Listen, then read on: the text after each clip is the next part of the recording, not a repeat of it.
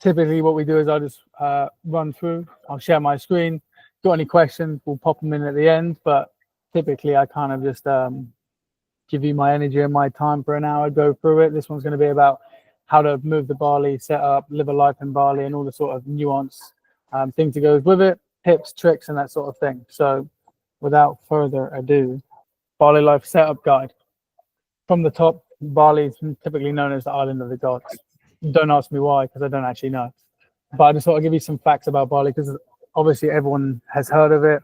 There's a few hotspots in the world: Bali, Tulum, Dubai, Ibiza. You know, there's a lot of places like this, but doesn't necessarily mean that you know loads about it. So in Indonesia is a fucking huge country, and Bali's within Indonesia. There's about 17,000 different islands in Indonesia, and Bali's just a small one.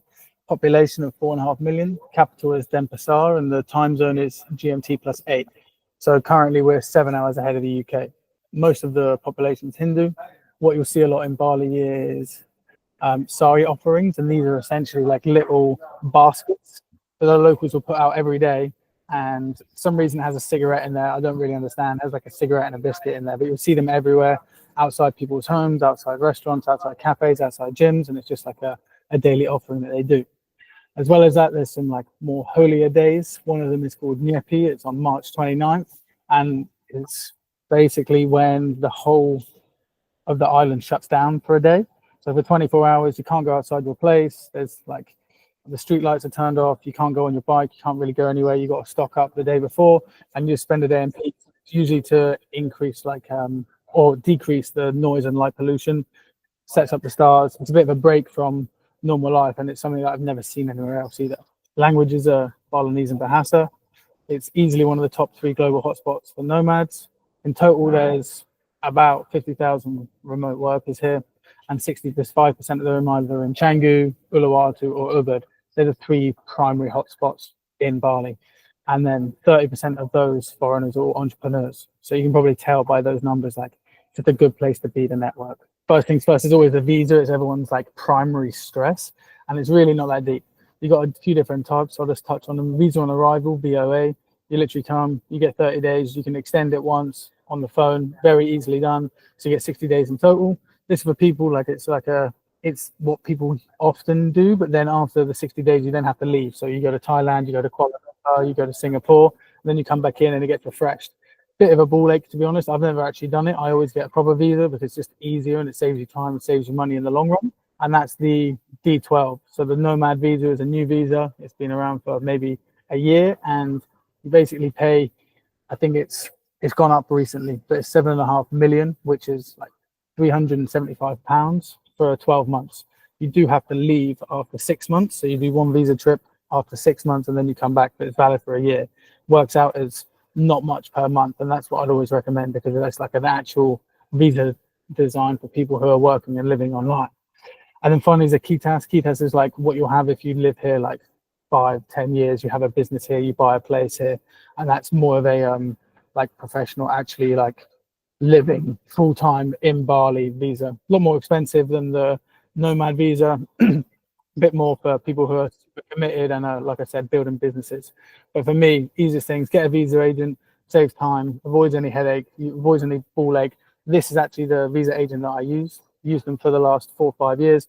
They're literally, I have no complaints with these guys. They're the most attentive, and if anyone needs it, I can always just share it, but the number's there anyway. But these guys will message me like a month before my visa is out, be like, you need to do this, this, and this. These are the options. This is the payment. Bomb, bomb, bomb, done. It's like, it's seamless. So for me, visas is something that before I came to Bali initially, I was always a bit like, oh, what the fuck do I do? It's really not that deep. It's real easy, and it's you know, worst things worst, you come here, you get a month for just turning up. So easily done. Flights, I don't need to deep it that much on flights. Fly into Denpasar. For me, I always go direct with an airline. A lot of people go on like Skyscanner and all this shit, but for me, I use that just to actually have a look at what's available, and then I go direct with the airline. I've had experiences in the past when you use third party, it just fucks you up. And I'm not here to, you know, how to suck eggs in booking flights, but a lot of people still, they get like anxiety with it, or they just sort of do the wrong thing. So for me, straight to the airline, easiest one. If you're in the UK, just bang BA or Qantas or any of the decent airlines, because you'll just have a better trip and they won't fuck you around, and you get more luggage with the better airlines. What you'll find with return flights is it depends how committed you are to moving to Bali. If you want to get a one-way flight, you can. Sometimes when you're on arrival, they will question you because they're looking at how long you're staying for, and they prefer you to have a return flight. And there are ways that you can buy like short return flights online, so you can just get a one-way flight here. But what you'll find is if you book a return flight anyway, if you're planning on going home, perfect. If not, you can just cancel it and you get a refund on the return leg.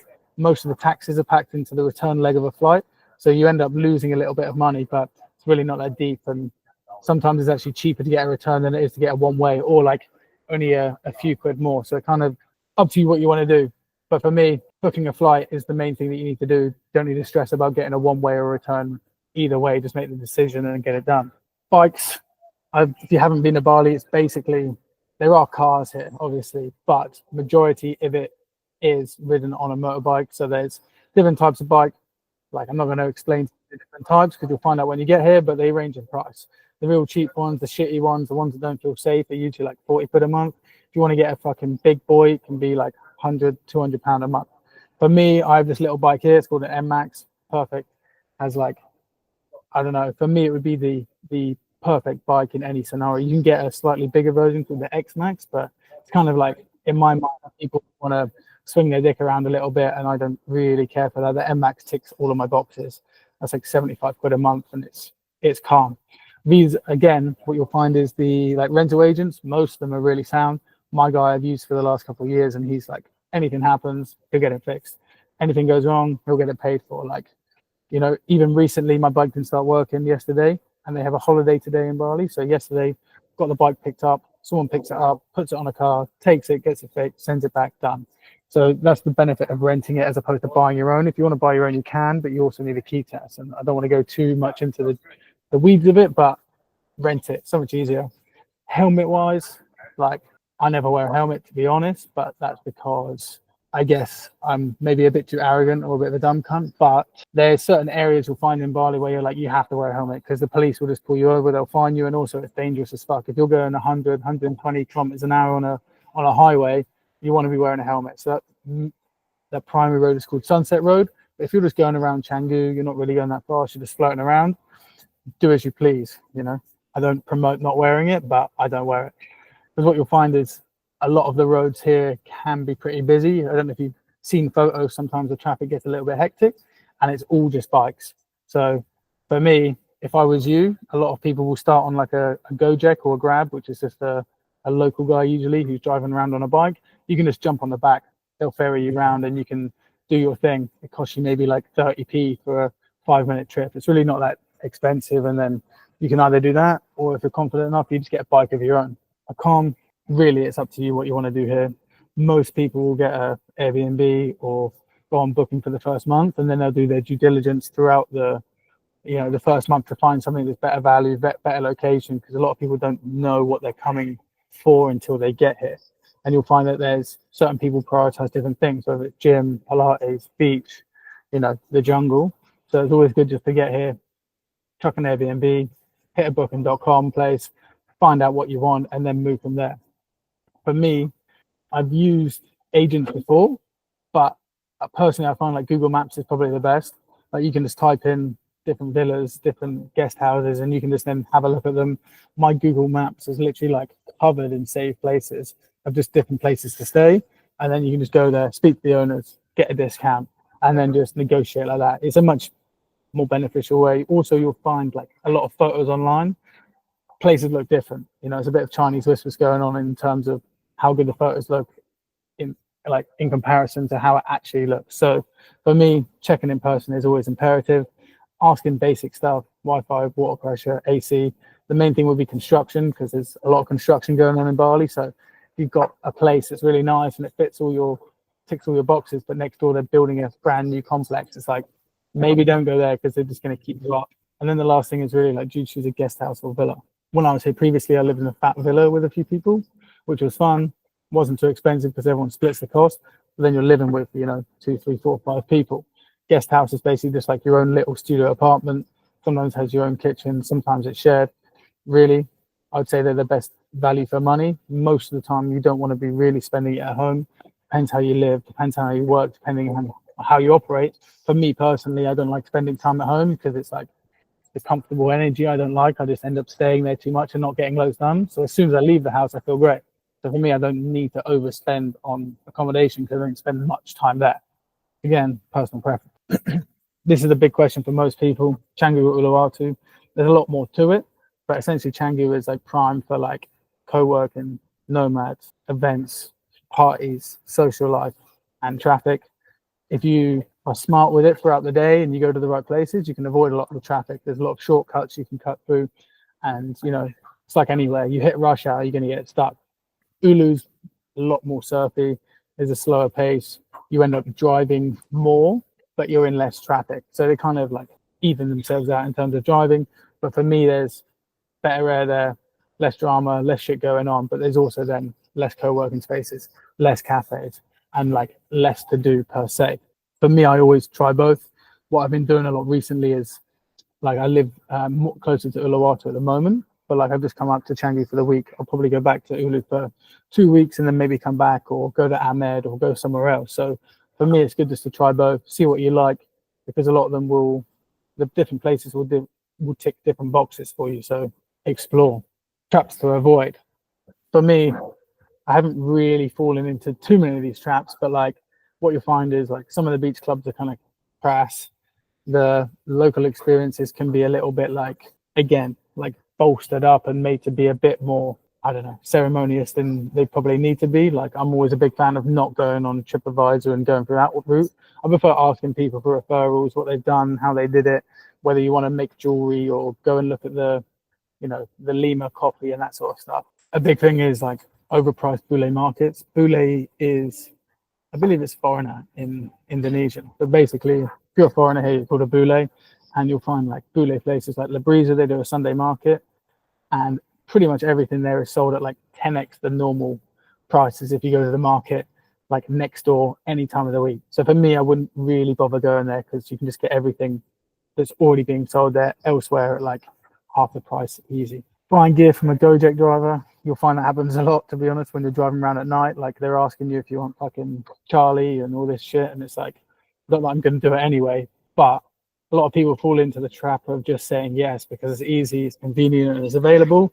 But I wouldn't be surprised if one, you get shit gear, and two, you get deported because, you know, there might be an incentive for them to get you kicked out of the country because you just bought gear. Anyway, do what you want, but that would be my recommendation. Getting tattoos at clubs, you see people getting it on nights out, probably not the most sanitary, but again, I got a neck tattoo at a beach club that's pretty clean. So I'm a bit of a hypocrite, but it wouldn't be my recommendation. Star market sessions, this is a bit more, I don't know what you want to call this, but there's, in England, you have like corner shops, and you have the same here, but a lot of them are called like star markets. And you'll find that sometimes people after nights out will end up at a star mart until like 7, 8, 9 a.m. just drinking bintangs on the bench all night. For me, it wouldn't really be something that I'd want to slip into. And that kind of goes into the last point about like getting sucked into the party lifestyle. A lot of people come here, they come to Canggu, and then they end up just partying. This is what I did when I was here last time. I just partied for 6 months, pissed all my savings away, didn't really get any work done, and then ended up having to go home. So like, if you can balance it, perfect. If you want to party, do it. But like, it's easy to party every night of the week. So make sure you don't get stuck. Hotspots. This is a very small amount of hotspots. There's tons. Like cafes, there's so many cafes, especially in Canggu, that you could never really list them all. For me, the photo on the right is Alternative Beach. I was actually there today. It's like a hostel slash restaurant slash bar that kicks off usually on the weekend. But there's so many places like this that are like, they cover a lot of boxes. So what I think is done very well in Bali, it's like they'll have a place that has co-working space, places to tan, a bar, places to school. So like you get a lot in one. It's like they make like mini villages here, so you almost like don't need to go anywhere else. So for me, pool spots, Alternative Beach, Manners in Uluwatu, Green Room in Katela in Canggu. You got clubs. Savaya, I think, is probably voted as one of the best clubs in the world. It's pretty sick, and I definitely recommend that. You've got the other little ones, Lawn Dessa, Vault, Fins, Morabito, Salotto, Single Fin. they're a bit more, I'm not going to say immature, but like Savara is more of a mature outfit, let's say.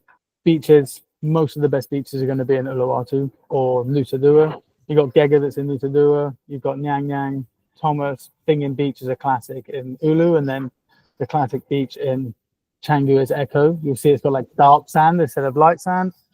Doesn't really make too much difference. It just doesn't look as picturesque in photos. Gyms, like you just want to Google gyms in Canggu. There's like 10 gyms that are all priced at like 150 to 200 quid a month. They've got everything there, mad equipment, loads of people, loads of like workspace, loads of eating space, loads of recovery areas. But really for me, when I was living here for the past year, I was just spending loads of cash on gyms, and then I was ending up like not really getting loads of work done because I spent a lot of time in the gym in the recovery area chatting to people. So I actually downgraded. So I have 2 gyms now, one in Nusa Dua and one in Ulu. And then I just get day passes when I'm in Canggu, because you can get an easy day pass for like sometimes £2.50. So for me, what I would always do is message all of the gyms online and just be like, can I have a day pass for free? Can I just try it out? Some of them will say no, but some of them will welcome you in, and then you can actually see which ones you like, because they are busy and they ain't cheap. Workspaces, there's tons here.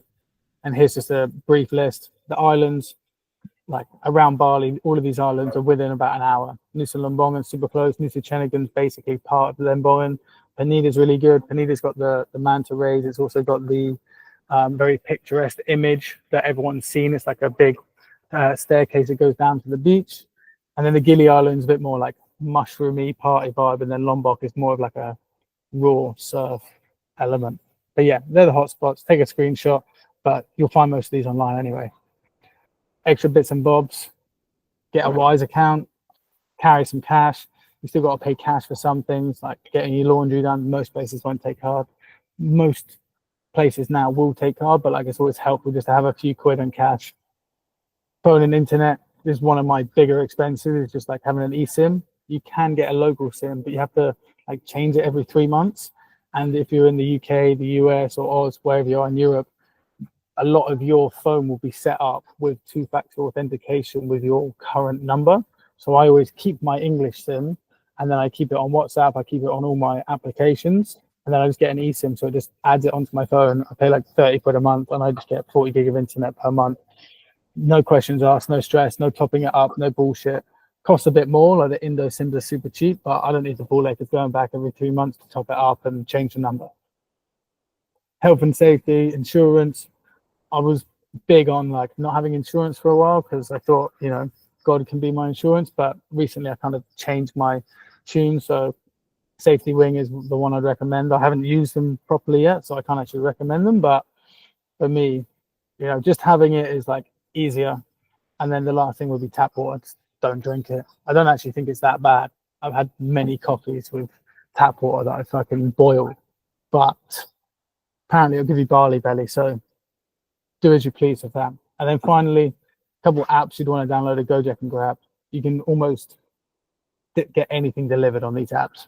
Food, massages, doctor stuff, like anything you need, you can get it on Gojek. Or what you can do, what I do sometimes is when I meet a Gojek driver that I like and they're delivering something, I'll get their WhatsApp and then I'll just message them. Like a guy the other day, I needed to go to H&M to get some vests, this vest actually. And I couldn't be asked to drive there because it's like a 40-minute drive. Then I go in there, then I have to drive back. So I just message the guy Nade, pay him like 100K, which is like £5, and he'll drive there, he'll pick it up, he'll pay for it, and then I give him the money for the delivery and for the vest. Like that's just how I do it, because a lot of Bali is like based around convenience. So, you know, if someone wants to make an extra 100K in their day, then why not do it? Pros and cons. There aren't loads of cons to Bali, and I don't want to fucking live in the country and complain about it, but the pros for me are just this: it's pretty much sunny most of the time. You do have wet season, which is typically like November, December, January, February, March, kind of like 5-6 months. The last few years I've been here, it's been like very short. The one just gone has been pretty rainy for a longer period of time, which I wasn't used to, but most of the time it's sun. Like I've never been anywhere where the surf is so reliable all the time. Like Canggu recently seems to always be good. Nusa Dua is always good. Ulu is pretty much always good. The freedom it gives you, especially the independence when you're on a bike, it's just nice to not have to like sit in traffic in a car. You have the full independence, and I like the breeze in my hair when I'm driving a bike, and it just makes me feel very free. Anyway, there's a huge digital nomad network which speaks for itself. It's actually not that expensive to live here, convenient as fuck, and super friendly. Like, especially the locals, I think that's what sets this place apart from the other places I've lived. Like, I've lived in Mexico, lived in Greece, France, Spain, and the main thing is Europe is super friendly. But like, if I left my keys and my bike down the beach, I could kind of bank on them being there when I got back. Most, like, obviously there's a few people who pinch things, but as a whole, like, I've never felt more safe and surrounded by nicer people. Like, the locals are, maybe it's the religion, maybe it's the way they're taught in schools, I don't really know, but the locals are more than willing to help you when you need it. Like, I've been to the laundry or the petrol station before, got no cash, they're like, "We'll come back tomorrow." They don't even bat an eyelid. It's like there's a very honest and trusting energy here. Cons: bike accidents. Haven't actually been in any. I've crashed 3 times last time I was here. That was because I was drinking and other shit. But like, motorbike accidents obviously happen. BALI, I've been fortunate enough not to get it, but happens to people and kind of fucks them up. So that, I think that mainly comes from the water or just transitioning to a different lifestyle, perhaps. The traffic can be a bit of a downside, but in my mind, when everything is great, you got to take a few L's, and you, like I said before, you can just navigate your week to be your day plan to be a bit smarter and not go out in rush hour times, and position your accommodation in places where you're going to be frequenting other locations quite frequently, and then you don't have to like sit in traffic. Like, if you live outside of Canggu and you want to come into Canggu all the time, it's a death sentence for traffic. But if you live in Canggu, you stay in Canggu, like, it shouldn't actually be that bad. And then the final con is just like overstaying your welcome if you don't evolve. Like, a lot of people will come here, party, fuck around, and then it kind of, you become lost in the sauce. There's a lot of people here that are like almost like Peter Pan, because it's kind of like Neverland. You don't really age too much, but that comes with its downsides, because if you don't actually grow up and mature, then you'll just end up in this weird sort of trap where you never really get anything done and you're just fucking around. How to build a network. This seems fairly self-explanatory, but like, there's so much socializing going on. There's so many places to meet people. Really, it comes down to like how many people you say hello to, but like gyms, parties, social media, going to paddle, Pilates, there's events, Facebook groups, WhatsApp chats. Like, I'm in the Uluwatu WhatsApp chat all the time, asking people for who knows the best person to fix a Mac, for example, the other day, who knows the best people to get a spearfishing trip. There's all of these ways that you can meet people, chat to people. Co-working space is always a huge one. And then just doing sports, like, you go out for a surf, you say hello to people, you're going to meet people sooner or later. Here you go. I did a little breakdown. Total cost of living. IDR is the currency here, Indonesian rupiah, and then Great British pound as well. What you'll find is, like, I've just done like a basic visa, accom, bike, gym, food, insurance, eSIM. They're like my basic costs apart from like business expenses. And sometimes food is more. There's obviously like cigarettes, cigars, going out. Like, there's obviously like miscellaneous spends. But just so you know, like, the visa breaks down as like £20 a month. Accommodation, you can get it as cheap as £250 a month. If you want to get a fat villa, you can look at £1,000. But really, you don't need to spend more than £250 a month. Bike, good bike, £75 a month. Gym, I currently spend 20 and I get 2 gyms. But if you want to hit a proper gym with good recovery and all these other things, then you're looking at more like at least £100 a month. Food is probably the biggest expense. I usually budget like 600k, which is like £30 a day for food, £900 a month. So as long as I eat well, I don't really mind fueling myself properly and eating well. The insurance is 50 quid a month, and then eSIM is about 30 for 40 gig. But total, it's actually not that much. £1,200 per month is probably like the bare minimum that you need to live here on a fucking very tight budget. If you want to do fun shit like sports, you want to rent a surfboard, buy a surfboard, go wakeboarding, go spearfishing, like, all this shit fucking costs, and it's not the cheapest, but you get what you pay for. But you can live pretty frugally if you want, or you can live the high life and go mad. But probably not the best way to live it sustainably. Finally, it's just pull the fucking trigger. A lot of people talk about it, a lot of people think about it, and then the only thing that I see is that they talk about it, 12 months goes by, they still haven't done it. Another 12 months goes by, they still haven't done it. And for me, I've always been a big believer of like, if you want to do it and you feel like it's a good idea, fuck it. Because the worst thing that happens is what? You end up going home and you got to ask your mum and dad to go live there for a bit. Not everyone has that luxury. But that's always been my mindset is, there's always going to be someone that will take you in if you need to go back. And if you think about the worst thing that's going to happen, then you'll probably end up in that scenario. Whereas if you think about the best thing that can happen, what can come from it, and the person who become in the next 12 months, if you just fucking pulled the trigger and drew a line in the sand, then it's really not that deep. And if you can make £1,200 a month online, sound. Or alternatively, you save 6, 7, 8K, and you come and you give yourself a bit of a buffer. Like that's what I've done a lot of the time throughout the years, is like save some money, have a buffer, figure it out when you get here. Helps if you have something figured out beforehand, gives you a bit more peace of mind and security, but depends how much of a gun you are. Easiest thing, get a remote job, don't overthink it, grow a pair, book the flight, be the hero, let the story unfold. And then we get into working online. This is really why we're here, right? Like there's so many ways you can work online. You can do content, marketing, you can fucking be a PA, VA, whatever you want to do. But for me, the route has always been remote sales or sales as a whole. And then I transitioned into remote sales. And all that really is you work for a company, they want to make more money. So they book you in calls with prospective customers. You talk to them, you see if they're a good fit, and you try and take their money if everything lines up. There's a lot more to it than that. There's more psychology to it. There's more understanding of the product. There's more understanding of people. But essentially, you'll go into your calendar. You'll see that you've got a few calls booked for the day, and then you'll speak to them and try and get them onboarded. That's literally it. You get a commission. Some places will offer basic. Some people will offer just commission only. If you get a basic, like there's a role that a friend of mine is going for at the moment, it has 2.5K basic British plus commission. And in my mind, that's already double the minimum amount you need to live here. You have a basic plus commission. It's like, it's a bit of a no-brainer. And my friend, all he really wants to do is work online and live remote. That's the same thing. He wants to make money and work online. So for him, having a 2.5K basic to work for a fucking established company out of the UK and take 4, 5, 6 calls a day is an easy trade-off for living in the place that he wants to be. So who the fuck am I to teach you this? I've been in sales since 7 years ago. Started in Mexico doing timeshare sales, done digital marketing sales, door-to-door sales, lead generation, cold calling, SaaS, you name it. I've probably done it. In total, about 2 million in sales. Most recently doing remote sales for like info products. Info products are where you sell like courses or mentorships, that sort of thing. But a lot of the roles are also business to business as well as business to customer. Business to business will be more things like software or marketing tools and things like that.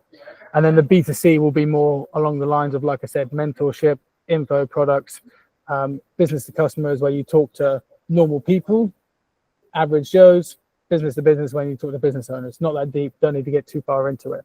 But for me, I teach people how to learn how to sell, and then I get them roll. So we do the full sales cycle. I have a recruitment partner at the moment, and what will happen is once you come, we learn, we train, we get your CV done, we get your LinkedIn done, we do you an intro video to sell yourself, we send it to clients, and they pick you up for interviews. Simple as that, not overthought, and that's where it is.